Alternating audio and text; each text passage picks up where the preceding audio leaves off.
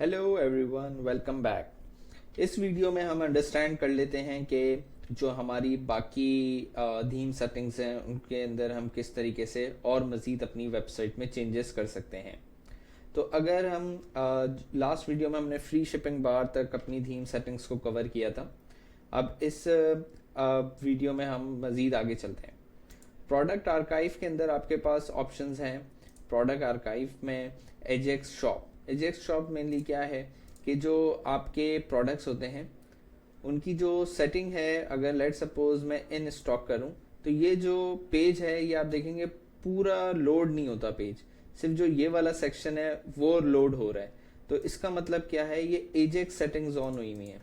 अगर मैं Ajax settings को ऑफ कर दूंगा तो होगा क्या कि जब भी मैं कोई ऑप्शन साइड में से सेलेक्ट करूंगा तो वो ऑप्शन मेरा उस अब जैसे लेट सपोज मैंने शॉप के पेज को दोबारा से ओपन कर लिया है।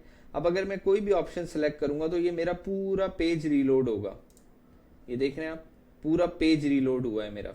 लेकिन अगर मैं एजेक्स ऑप्शन इनेबल कर दूंगा तो होगा ये कि मेरा पूरा पेज रीलोड नहीं होगा, मेरा सिर्फ वही सेक्शन रीलोड होगा जिसको मुझे सिलेक्शन हुई है। मिसाल के तौर पे अब मैंने दोबारा से एजेक्स इनेबल कर दिया है, तो अगर मैं इन स्टॉक सेलेक्ट करूंगा तो अब मेरा पूरा पेज रीलोड नहीं हुआ, सिर्फ ये वाला पार्ट रीलोड हुआ है। तो इसलिए एजेक्स एक एडवांस्ड ऑप्शंस है, एडवांस फंक्शनैलिटी है। इसको यूज करना चाहिए ताकि कस्टमर को परेशानी ना हो दोबारा दोबारा पेज रीलोड होने की। उसके लिए सिर्फ वही पार्ट वेबसाइट का सेक्शन रीलोड हो जिसकी उसको ज़रूरत है। इसी तरीके से ब्रेड क्रम्स क्या होते हैं, ये जो आप ब्रेड क्रम्स देख रहे हैं ये है कि अभी आप किस पेज पे हैं, शॉप पे। इससे पीछे आप किस पेज पे जा सकते हैं, होम पेज पे। इन्हें कहते हैं हम ब्रेड क्रम्स, जो कि आपके नेविगेशन है। जैसे कि आपके प्रोडक्ट पेज पे भी आते हैं, ये देख रहे हैं होम, कैटेगरी, फाउंडेशंस और इस प्रोडक्ट के अंदर मैं हूँ, तो ये भी ब्रेड क्रम्स कहलाते हैं। और ये एसईओ के लिए इंपॉर्टेंट होते हैं, तो इसको इनेबल रखना चाहिए। प्रोडक्ट ग्रिड्स मतलब ये शॉप के पेज पे जो ये प्रोडक्ट्स दिख रहे हैं वो किस तरीके से दिख रहे हैं। अभी मेरे पास जो प्रोडक्ट की कॉलम सेटिंग्स है वो 3 है। अगर मैं इसको 5 कर दूंगा तो मेरे पास अब एक लाइन में 5 प्रोडक्ट नजर आएंगे। ठीक है, अभी मेरे पास और प्रोडक्ट अपलोडेड नहीं है तो उसकी जगह खाली आ रही है। अब बाकी प्रोडक्ट जो हैं वो उनके साइज श्रिंक हो गए। इसी तरीके से मैं इसको दोबारा से 3 कर देता हूँ, और अगर मैं ग्रिड के बजाय लिस्ट कर दूंगा ऑप्शन सेलेक्ट, तो अब मेरे पास प्रोडक्ट ग्रिड के फॉर्म में नहीं आएंगे, अब मेरे पास प्रोडक्ट लिस्ट के फॉर्म में आना शुरू हो जाएंगे। तो ये रिकमेंडेड है ऐसी वेबसाइट्स के ऊपर सेटिंग्स, जैसे कि प्रॉपर्टी की वेबसाइट हो गई तो उसके अंदर आप ये लिस्ट वाली सेटिंग्स ऑन कर सकते हैं। यहाँ पे प्रॉपर्टी की इमेजेस आ जाएंगी और यहाँ उसकी एक शॉर्ट डिस्क्रिप्शन आ जाएगी। ठीक है, और इसको हम दोबारा से ग्रिड पे सेट कर देते हैं।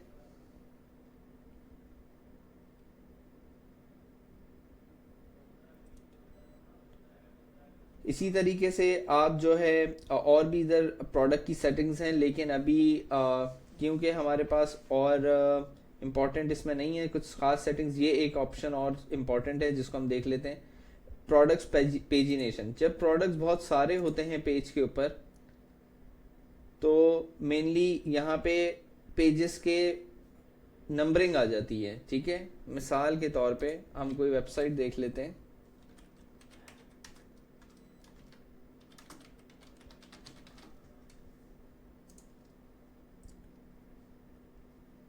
तो अब आप देख रहे हैं इसमें ये पेजिंग की नंबरिंग आई हुई है। तो हमारी वेबसाइट पे भी जब प्रोडक्ट्स बहुत सारे हो जाएंगे तो ये पेजिनेशन देगा, यानी नंबर्स शो करेगा।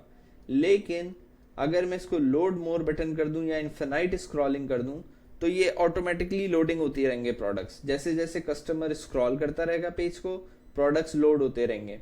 और अगर लोड मोर का बटन लगा दूंगा तो कस्टमर को एक लोड मोर का बटन शो हो जाएगा, वो जब भी उस बटन पे क्लिक करेगा नीचे और प्रोडक्ट्स लोड हो जाएंगे।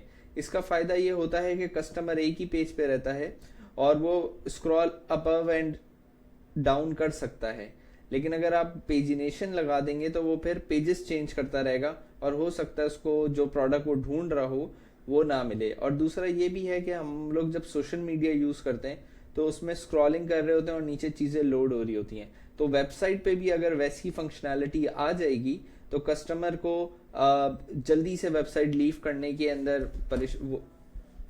तो कस्टमर जल्दी से आपकी वेबसाइट लीव नहीं करेगा, वो थोड़ा टाइम प्रोडक्ट्स को नेविगेट करेगा।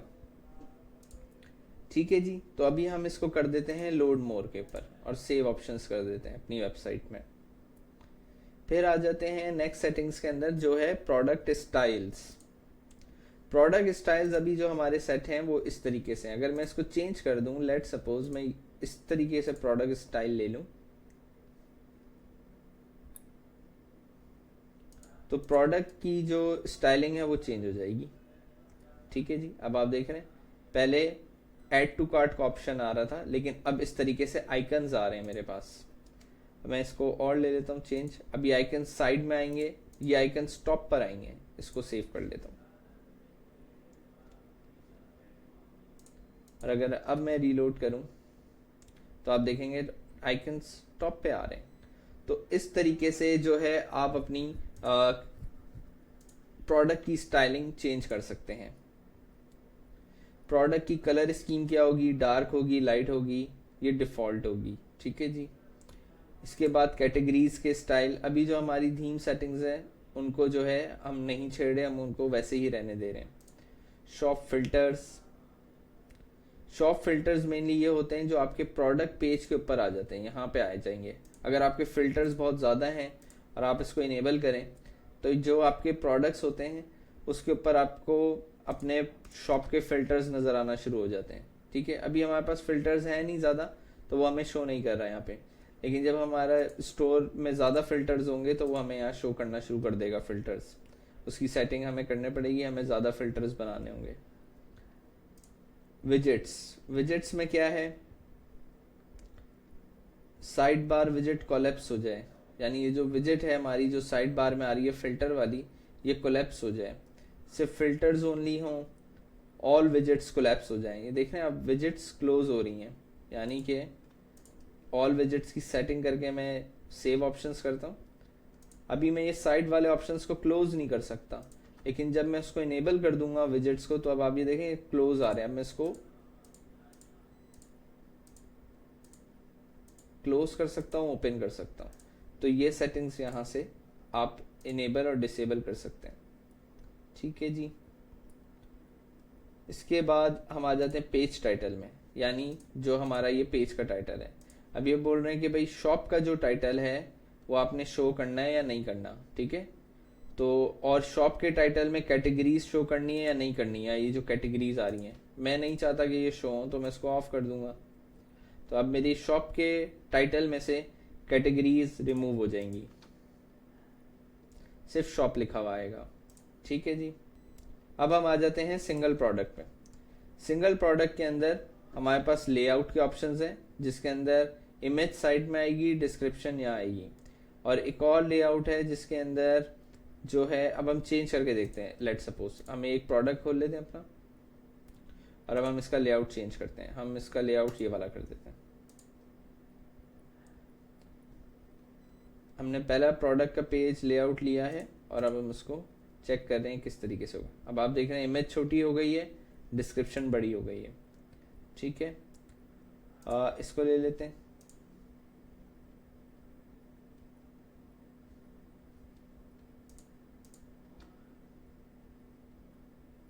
अब इमेज बहुत बड़ी हो गई है, डिस्क्रिप्शन बहुत छोटी हो गई है।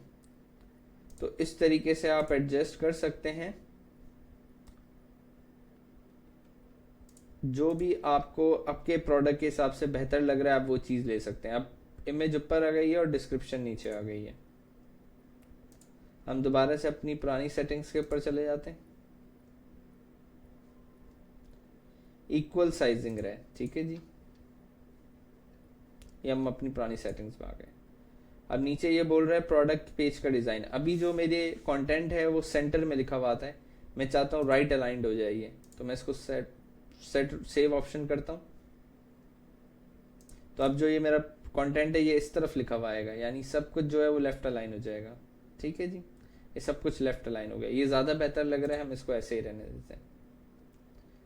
Full with product page, add shadow to product summary block. ये जो प्रोडक्ट का समरी ब्लॉक है, यानी ये वाला ब्लॉक है, इस पे शेडो आ जाएगा। इसको हम इनेबल कर देते हैं।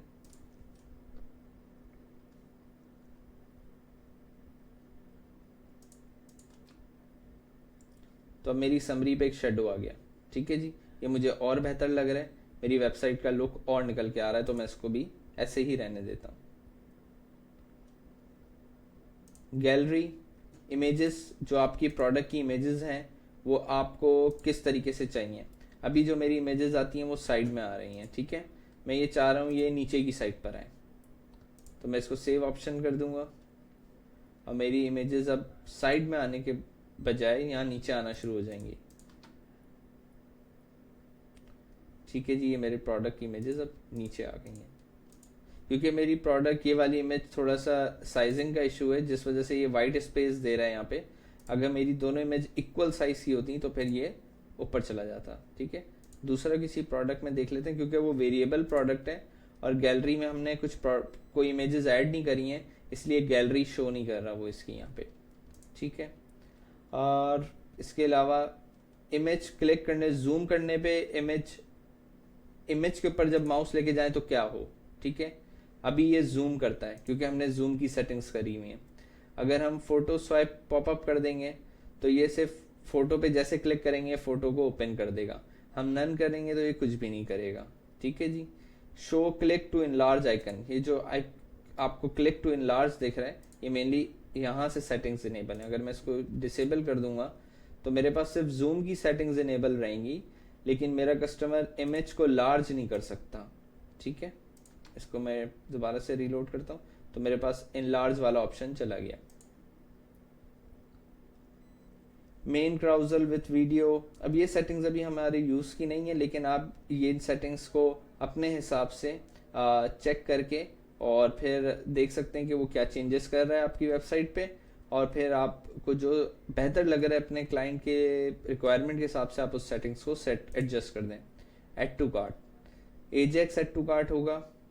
एड टू कार्ट के बटन से पहले कोई चीज़ लिखी हुई आ जाए, एड टू कार्ट के बटन के बाद कोई चीज़ लिखी हुई आ जाए। जैसे यहाँ पे एड टू कार्ट का बटन है, इससे पहले मैं लिख दूँ हरी अप स्टॉक एंड्स सून, और मैं सेव ऑप्शन कर दूंगा ऐसे, तो यहाँ पे लिखा हुआ आ जाएगा hurry up stock and soon. तो इस तरीके की सेटिंग्स मैं यहाँ कर सकता हूँ।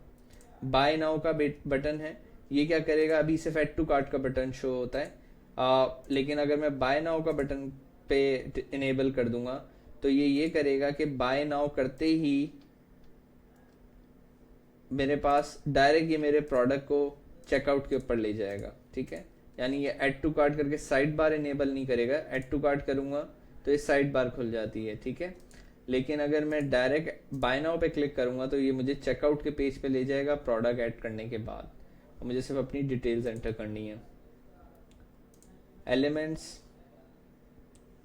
एलिमेंट्स ये आपके ब्रेड क्रम्स आ गए कि इनकी पोजीशन आपने कहाँ रखनी है। ठीक है जी, ब्रेड क्रम्स चाहिए या नहीं चाहिए। प्रोडक्ट की नेविगेशन, आप देखेंगे आपके प्रोडक्ट के ऊपर एक नेविगेशन आती है, वो आपको रखनी है या नहीं रखनी है, ये आपको नेक्स्ट प्रोडक्ट पे ले जाएगा। अगर आप इसको रिमूव करना चाहें, नेविगेशन को रिमूव कर सकते हैं, शॉर्ट डिस्क्रिप्शन हटा सकते हैं, रख सकते हैं। ठीक है, स्टॉक स्टेटस किस तरीके से होगा, स्टॉक का स्टेटस इस तरीके से चाहिए या प्रोग्रेस बार में चाहिए आपको। ठीक है, स्टॉक स्टेटस आप इन्वेंट्री में जाके रखते हैं, तो इन्वेंट्री में अगर आपने कोई स्टॉक का स्टेटस रखा है तो वो यहाँ पे शो होगा जहाँ आप प्रोडक्ट डेटा एंटर करते हैं। काउंटडाउन टाइमर, अगर सेल लगाई है और उस पर टाइमर लगाना चाहते हैं कि टाइमर शो हो, तो वो भी आप यहाँ कर सकते हैं। After add to cart button क्या क्या शो हो, कैटेगरीज, टैग्स और SKU। ठीक है जी, और अगर आप हाइड करना चाहते हैं इन ऑप्शंस को, यानी ये जो ऑप्शंस आ रहे हैं कैटेगरी, SKU, शेयर, इसको हाइड करना चाहते हैं तो वो यहाँ से आपके हाइड हो जाएंगे। शेयर बटन्स, ये आपके शेयर बटन्स हैं, इनको आप हाइड करना चाहते हैं तो वो भी डिसेबल हो जाएंगे यहाँ से। ठीक है जी, इस तरीके से एलिमेंट्स में आप कुछ सेटिंग अपने प्रोडक्ट पेज की, सिंगल प्रोडक्ट पेज की कर सकते हैं। रिव्यूज़ का टैब आपको चाहिए या नहीं चाहिए, वो आप यहाँ से सेटिंग कर सकते हैं। टैब्स, आपको कौन कौन से, अभी जो मेरे पास प्रोडक्ट पे टैब आ रहा है शिपिंग एंड डिलीवरी, ये मुझे नहीं चाहिए, तो मैं इसको यहाँ से रिमूव कर दूंगा। ठीक है जी। और इसके साथ साथ इसको मैं सेव ऑप्शन करता हूँ अभी टैब्स में, तो ये वाला मुझे नहीं चाहिए टैब ना, तो मैं इसको अब रिफ्रेश करूँगा तो मेरे पास सिर्फ 3 ऑप्शंस रहेगा, डिस्क्रिप्शन, एडिशनल इन्फॉर्मेशन और रिव्यूज़। मुझे बस ये तीनों ही चाहिए, तो उसको मैंने रिमूव कर दिया। रिलेटेड एंड अपसेल्स, इसको हम आगे कवर करेंगे। विजिटर काउंटर, आपको वेबसाइट पे विजिटर काउंटर चाहिए, रियल चाहिए, रैंडम चाहिए। मुझे रैंडम चाहिए, तो मैंने मिनिमम 10 रख दिया और मैक्सिमम 200 रख दिया। आप इसको लाइव मोड पे भी कर सकते हैं, ताकि जो है रियल टाइम में आपके रैंडम हो या रियल हो वो अपडेट करेगा। जैसे मैंने लाइव मोड ऑन कर दिया, अब ये हर 10 सेकंड पे मेरे जो विजिटर्स होंगे उनको चेंज कर देगा। आप देखें, सेव ऑप्शंस करता हूँ मैं इसको, और अब जब मैं अपना प्रोडक्ट लोड करूँगा तो अब मुझे इसमें विजिटर्स नज़र आ रहे हैं। ठीक है, 122 people watching this product now, लेकिन अभी 10 सेकंड बाद ये नंबर चेंज हो जाएगा खुद ही, 118 हो गए। अभी 10 सेकंड बाद ये फिर चेंज हो जाएगा। तो कस्टमर को एक ट्रस्ट बिल्ड होता है कि भाई हाँ वाकई में इसमें जो है ना लोग इसको देख रहे हैं वेबसाइट को, क्योंकि नंबर चेंज हो रहे हैं बार बार, कभी कम हो रहे हैं कभी ज़्यादा हो रहे हैं, तो इसलिए ये इनेबल करना एक ऑप्शन अच्छी बात है। इसके अलावा सोल्ड काउंटर, इसमें भी आप हाइड कर सकते हैं out of time frame. 3 minute के ऊपर जो है ये दिखा रहा है कि भाई 3 मिनट के लास्ट 3 मिनट्स में कितने लोगों ने परचेज करा है। तो अगर मैं इसको दोबारा रीलोड कर दूंगा तो ये हर लास्ट 3 मिनट बाद जो है ना चेंज करेगा इसका काउंटर। तो ये आपका सोल्ड काउंटर हो गया। माय अकाउंट में कोई ऐसी सच चेंजेस नहीं है जो हमें करनी चाहिए। सोशल प्रोफाइल्स में भी कोई ये सोशल स्टिकी लिंक्स कर देंगे तो आपकी वेबसाइट की साइड में सोशल मीडिया के लिंक्स आना शुरू हो जाएंगे। जैसे मैंने इसको ऑन करा है और अब मैं साइट रीलोड करूंगा तो मेरे पास साइट के उसमें सोशल मीडिया के लिंक्स आना शुरू हो गए। ये लिंक्स मैं सेट कहाँ करता हूँ, ये यहाँ मैं करता हूँ links to share social profiles. जिसको आपने नहीं चाहिए जो आप उसमें से हैशटैग हटा देंगे, और जो आपको चाहिए उसमें फेसबुक का लिंक रख दें, अपना इंस्टाग्राम का लिंक रख दें, यूट्यूब का लिंक रख दें, पिंटरेस्ट हटा देता हूँ मैं। ठीक है जी, और मैं इसको सेव करूँगा तो अभी मेरे पास ये 5 ऑप्शंस आ रहे हैं, लेकिन अब मेरे पास जो है 5 ऑप्शंस नहीं आएंगे, सिर्फ 3 ऑप्शंस आएंगे, फेसबुक, इंस्टाग्राम, यूट्यूब। तो इस तरीके से आप ये कर सकते हैं। शेयर बटन्स आप ऑन करना चाहते हैं, नहीं करना चाहते। एपीआई इंटीग्रेशंस, ये इंस्टाग्राम अकाउंट जब यहाँ कनेक्ट होता है तो आपके पास इंस्टाग्राम से डायरेक्ट फीड यहाँ होना शुरू हो जाती है। इसको हम नेक्स्ट वीडियोस में कवर करेंगे। परफॉर्मेंस में हमें कुछ नहीं करना है।